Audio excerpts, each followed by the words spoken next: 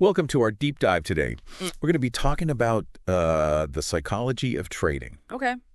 And get this, our source material is not like a boring textbook or something. It's a podcast episode, actually. It's called Money Moves. Interesting. And they really get into this idea of the mental game of trading, the part that can really trip people up. Yeah, that's a good point. Yeah. Even, like seasoned traders. Right. And what's so fascinating, I think, is that even if you've, never bought a stock in your life, the insights from this episode are surprisingly relevant to like anyone making big decisions or going after, ambitious goals. It is. It's really just human nature. It applies to so many things. Yeah, it's really about like human behavior, I think, more than anything. Yep. So Money Moves highlights 4 major emotions that can really, really throw traders off their game. Okay. Fear, greed, Yeah.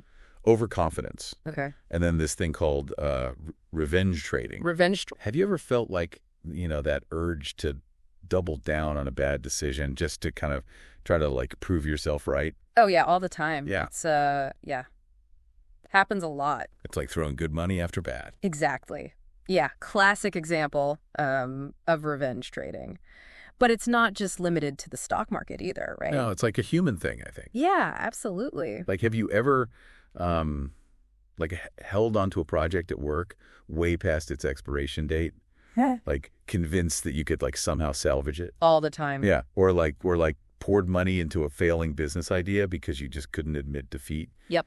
Sounds familiar. That's revenge trading, It is, and it's really just that aversion to loss that we all have, right? Yeah. It feels so much easier to just keep fighting than to kind of cut your losses and move on. Totally. And Money Moves makes this really compelling case for the power of having a plan. They argue that, having a clear trading plan with specific entry and exit points for each trade can actually help you avoid those emotional traps. Makes sense. Because when you have a plan, you're less likely to make impulsive decisions based on fear or greed. Yeah, you're not just reacting to the market emotionally. You've got a strategy. Right, exactly. It's like having a roadmap for your decisions. Yeah. And it's not just about having a plan. It's about having realistic expectations too. Right.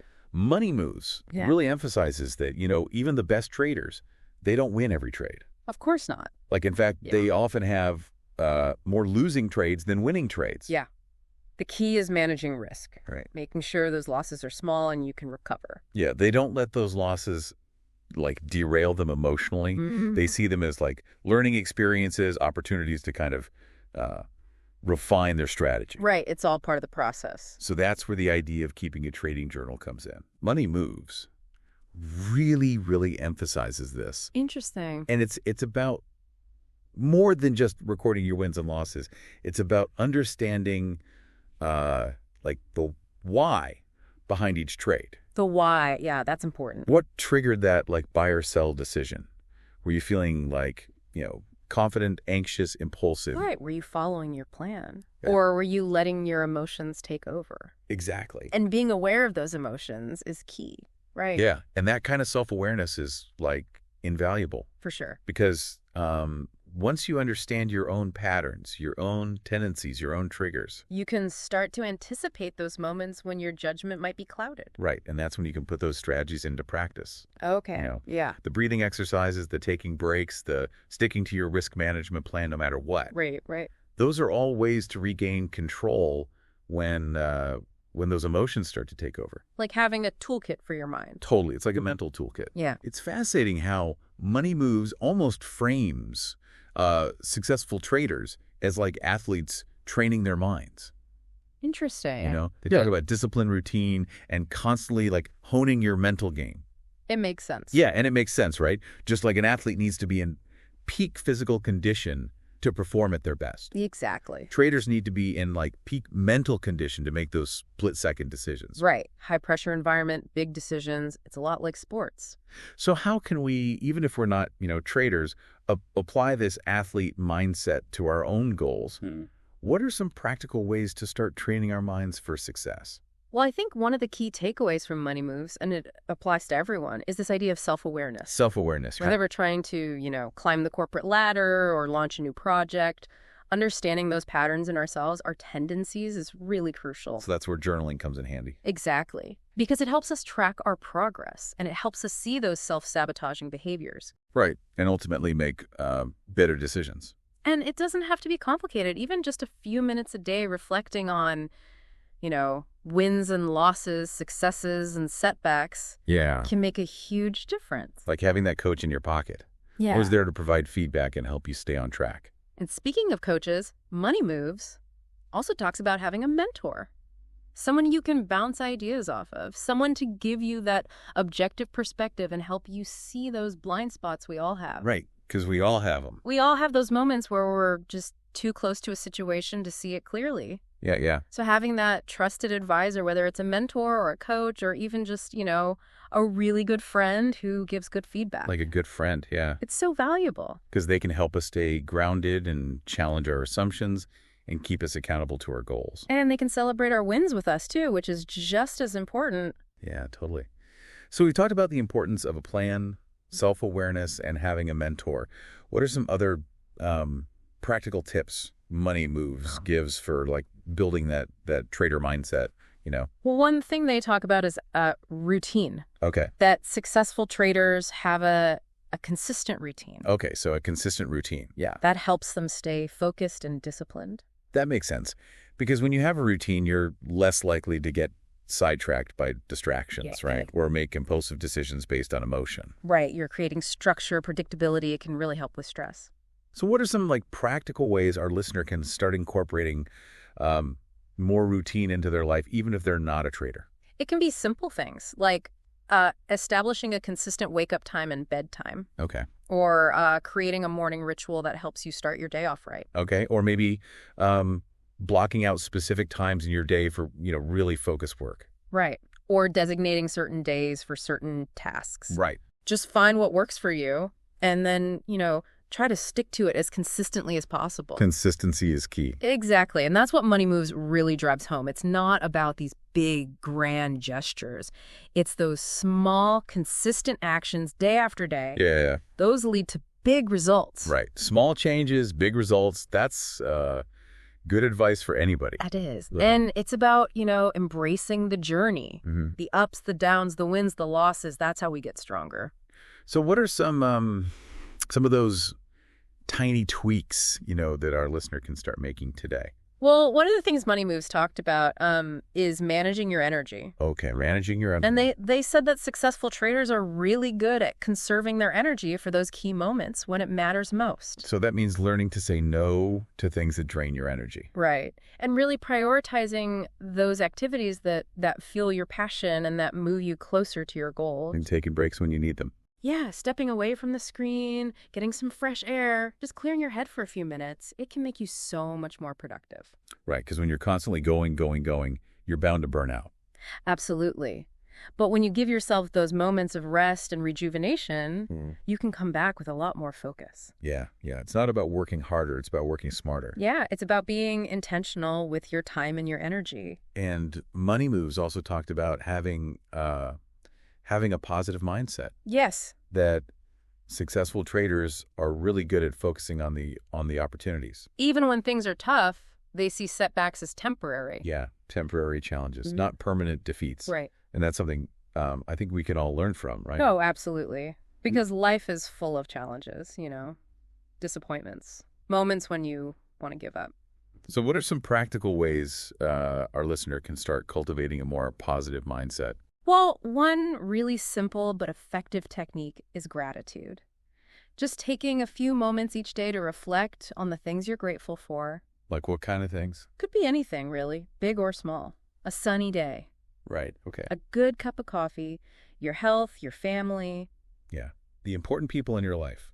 The point is to just shift your focus to what you have, not what you lack. And when you start focusing on the good, more good things come your way, right? It's true. What you focus on expands. And Money Moves also emphasizes having a strong support system. Yes. that successful traders surround themselves with people who believe in them. Who support their goals. They have mentors, coaches, accountability partners. And they also have friends and family who offer encouragement. Those people you can turn to when you're feeling discouraged. Because we all need that sometimes, right? Oh, absolutely. We all need those people who believe in us, even when we don't believe in ourselves. For sure. So if you want to achieve your goals, find those people. Find the people who inspire you. The people who make you want to be better. Exactly.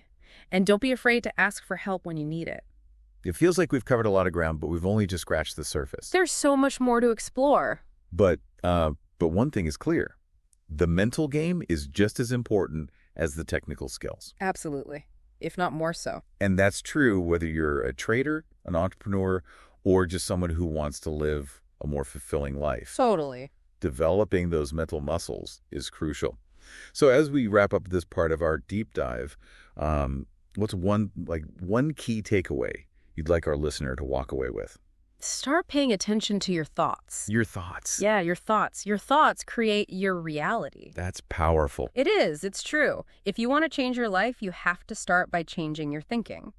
So how do we do that? Yeah. How do we start changing our thoughts? Well, first, you have to be aware of them. Just start paying attention to the kinds of thoughts you're having throughout the day. Are they positive or are they negative? And once you're aware of them, you can start to challenge the ones that aren't serving you. Okay, yeah. You can start to replace those negative thoughts with more positive ones, more empowering ones. That's like retraining your brain, right? Yeah, to focus on the good instead of the bad. And the more you practice, the easier it becomes. Right. So our listeners' homework is to start paying attention to their thoughts. And to start replacing those negative thoughts with more positive ones. And to remember that they have the power to create the life that they want. Absolutely. This has been such an insightful conversation. I feel like I've learned so much, not just about trading, but about life in general. Yeah, it's amazing how much these principles from trading can apply to other parts of our lives.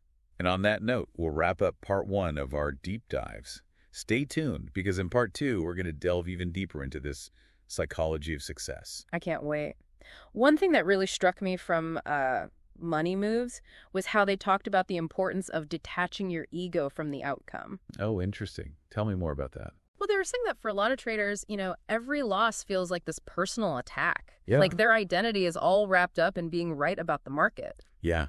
It's easy to let your ego get in the way when you're dealing with something as unpredictable as the stock market. Right. And Money Moves was arguing that this kind of emotional attachment can actually lead to really bad decisions, like holding on to a losing trade way too long just because you can't admit you were wrong. Or doubling down on a bad bet, hoping to make it back. Yeah. It's that revenge trading we were talking about. Exactly. But when you can detach your ego from the outcome, you're able to make more rational decisions. Based on the information in front of you, not your feelings. That makes sense.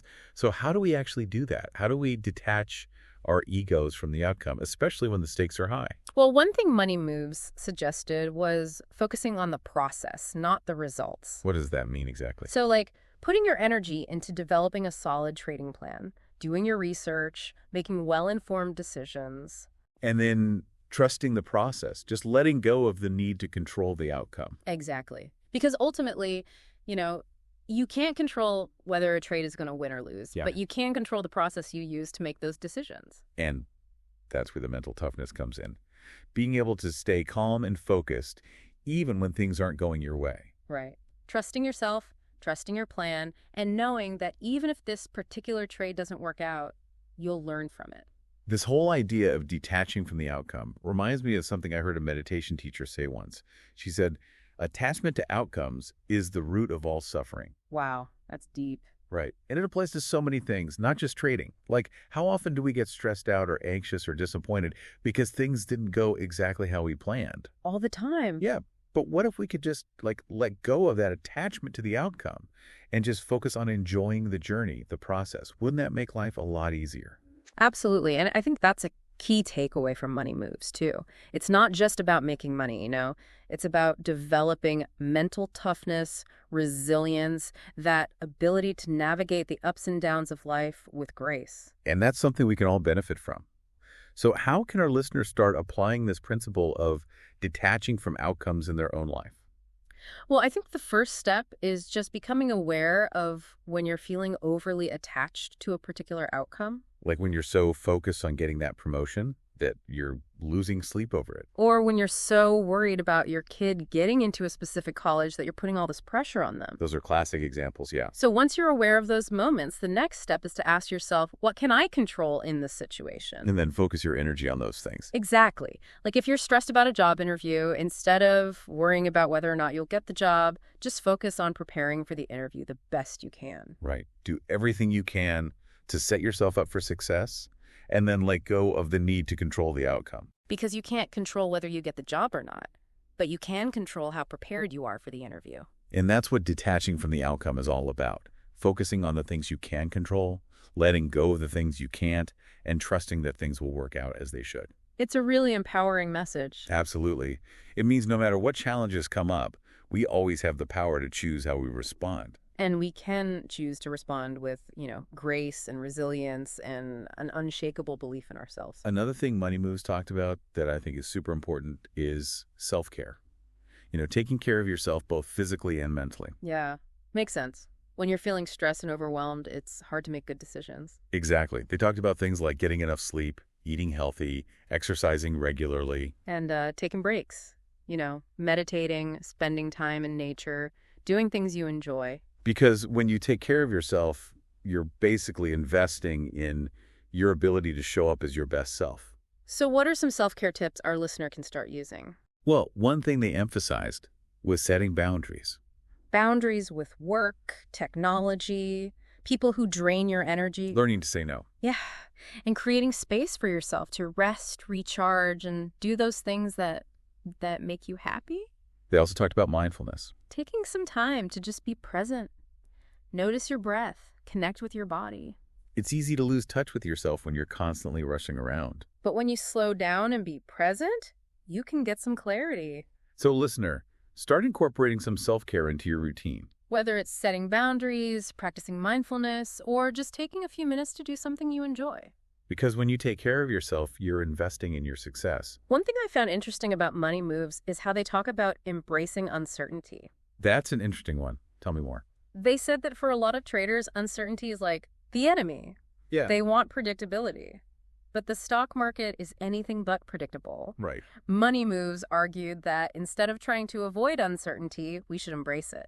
Because uncertainty is where the opportunities are. Exactly. When we're too afraid of the unknown, we miss out on chances to take risks, to innovate, to do something new. It's like that saying, the greatest danger for most of us is not that our aim is too high and we miss it, but that it is too low and we reach it. That's a good one. And it's true. When we play it safe, we might avoid failure, but we also might not reach our full potential. So how can our listener start embracing uncertainty in their life? Start small. Don't try to change everything at once. Right. Just pick one or two things where you want to step outside your comfort zone. Like taking a class in something you've always wanted to try. Or starting a side hustle. Or having a tough conversation you've been putting off. Just take some small steps and build up your confidence. The more you do it, the less scary it gets. Exactly, and the more opportunities you'll see. Money Moves also talks about having a long-term perspective. Cool. Not getting caught up in the day-to-day ups and downs. Right. They have a vision for the future. Oh. And they understand that there are going to be setbacks along the way, but they don't let those setbacks stop them. So how can our listener develop a more long-term perspective? Well, they suggest creating a vision board. Okay. Like a visual representation of your goals. Exactly. Could be a physical board, could be digital, just something you can look at every day to remind yourself what you're working towards. I like that. They also suggest setting SMART goals. Specific, measurable, achievable, relevant, and time-bound. Yes. And when you have clear goals, it's so much easier to stay motivated and track your progress. Makes sense. And don't forget to celebrate your wins along the way. Yeah. Don't wait until you've reached the final destination. Celebrate those small victories. It keeps you motivated. Money Moves really drives home the point that success isn't a destination, it's a journey. A journey with a lot of twists and turns. But a journey that can be incredibly rewarding. So as we wrap up part 2, what's one final thought you want to leave with our listeners? You have the power to create the life you want. It all starts with your mindset. Cultivate a positive mindset. Embrace uncertainty, take care of yourself, and never stop believing in your dreams. It's really amazing how much wisdom we can find in the most unexpected places. I know, right? Like, who would have thought a podcast on trading would have so many life lessons packed in? Right. I mean, Money Moves really highlighted that success isn't just about the right strategy, Yeah. you know? It's about mindset. And Yeah, a big part of that is managing your emotions. absolutely. It's like being able to recognize when fear or greed are kind of messing with your judgment, and then having the tools to deal with those feelings. They had some really good practical tips for that. Remember when they talked about taking breaks? Yeah. Especially when things get, intense. Yeah. Yeah. Like just stepping away for a few minutes, taking some deep breaths. It can really help you clear your head and make more rational decisions. It's like hitting the reset button on your emotions. Exactly. And they also talked about having a risk management plan and actually sticking to it. Right, no matter what. And that's where the discipline comes in, I think. Totally. It's about having the willpower to follow the plan even when you feel like doing something else. So, if you decide beforehand how much you're willing to lose on a trade, then you're less likely to make a rash decision in the heat of the moment, right? When the market's moving against you and you start to panic. Exactly. It's like you've got that safety net. And on the flip side, having a plan also helps you avoid getting carried away when things are going well. You avoid that overconfidence. Right. So it's all about balance, isn't it? It is. Maintaining that balance, that emotional equilibrium, is a skill that applies to life in general, don't you think? Well, for sure. Think about how many times we make a bad decision because we're stressed out or under pressure. Or how often we let our emotions get the better of us in, arguments or negotiations. Yeah, being able to stay calm, to stay objective when things are tough, it's so valuable in any situation, really. Another takeaway from Money Moves is about learning from your mistakes. Right. Successful traders, they don't dwell on their losses. Right. They use them as learning experiences. It's like they were saying, remember. Yeah. They compared it to athletes watching game film. Oh, yeah. You watch those replays to figure out what you could have done better. Exactly. And in trading, you analyze your trades, the wins and the losses, so you can understand what worked, what didn't. And ultimately improve your strategy. Right. And that's where that trading journal we talked about can be really helpful. Oh, yeah. For tracking your progress, noticing patterns. It's like having a coach for your mind. Exactly. Helping you improve your decision making. But even beyond trading, reflecting on our experiences, the good and the bad, that's how we grow. So even if our listener never buys or sells a stock, these insights are still so valuable, right? For any challenge they face, any goal. Absolutely. It's about mastering your emotions. It's about cultivating that belief in yourself. Well, this has been such a great conversation. I feel like I've learned a lot, not just about trading, but about, myself as well. Me too. It's amazing how much these ideas from the trading world can be applied to other parts of our lives. And on that note, we'll wrap up this episode of The Deep Dive. But don't stop the exploration here. Keep thinking about these ideas and how you can use them. The power to achieve your goals really is within you. So build your mental strength, develop your resilience, and never give up on your dreams. Until next time. Keep diving deep.